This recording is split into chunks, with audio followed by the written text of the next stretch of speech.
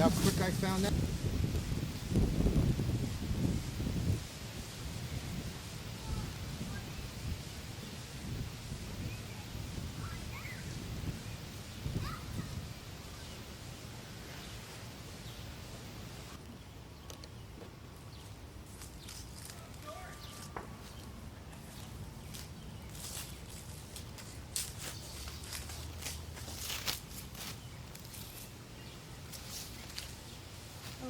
Oh, his wife's grave.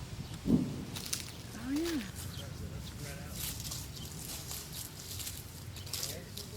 John. Here's Hannah. Here's John's wife. All right, where? Oh yeah, hi, I'm with the town paper, the reporter. The Marblehead reporter. Does anyone... That's good. Okay, I wasn't ready for that picture anyway. There you go. Okay.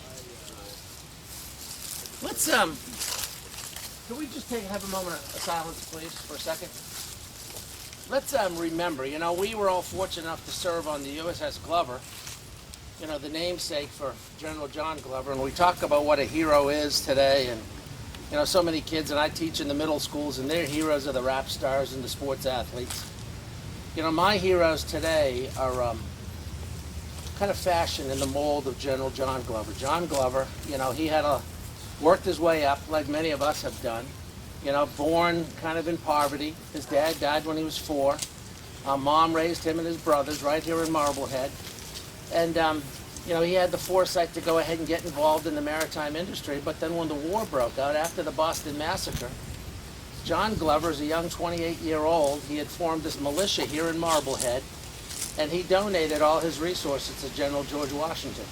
And he had a small fleet of ships, the largest being the SS Hannah. And that was the first ship in the Continental Army. We didn't have a Navy at the time for political reasons. And John Glover, boy, you want to talk about, I wish I could meet the man, and this is where his remains are. But on 3 separate occasions, he personally saved us, our revolution against the tyrant Brits at the time. And kept us from losing that war. You know, after the you know, the siege at Boston, he became a privateer and he captured several British ships loaded with weapons, artillery, ammunition, all kinds of stores, and that resupplied our army, which was fighting on Song and a Prayer at the time. But more importantly, everybody knows that John Glover was responsible for ferrying Washington's army across the Delaware, you know, on that Christmas Eve. And there's lots of famous pictures about that. But more importantly, he evacuated. We only had an army left after all our terrible losses on Long Island. He, in the middle of the night, Washington asked John Glover to come up with a plan to try to retreat and we only had an army left of 7,000 guys. And under the cover of darkness, he evacuated our soldiers off of Long Island. And those guys lived to fight another day. But, you know, on the 4th of July, this is the birthday of our country, you know, and Marblehead is such a wonderful place to have the opportunity to come and visit. Many of us remember our visits to Marblehead when we were on active duty in the Navy, and how the city had just opened their arms and opened their homes to us, and an appreciation for what we were doing at the time. We have to remember how many soldiers and sailors right now. You know, and we were looking at the cruise books, and there was, when many of you guys were on in the Middle East cruise back when, you know, Middle East wasn't cool. You know, my brother Jimmy died on the very first Middle East cruise that many of you guys were with. You know, but now, right now, over there in the Middle East, we've got probably, you know, 300,000 or 400,000 guys, you know, in all branches of the service, and every one of them would rather be at a lobster festival in Marblehead. Or every one of them would rather be, you know, going to the fireworks display up in Salem tonight, like we have the privilege of doing.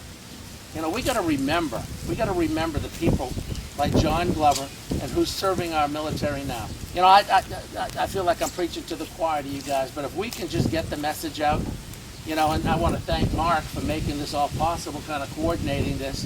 But we should make this, you know, every year or whenever we do our reunions, we got to get a bigger and bigger crowd to come back to Marblehead and thank the people, you know, and thank for the people like John Glover. Okay? Does anyone else have anything to add? Very well done. Bravo Zoo. Thank you. But thanks. We have so much to be thankful for in America today. But if it weren't for the people, the medal made of John Glover, we wouldn't have anything today. Let's go out and celebrate our 4th of July. Thank you. Thanks for coming out today.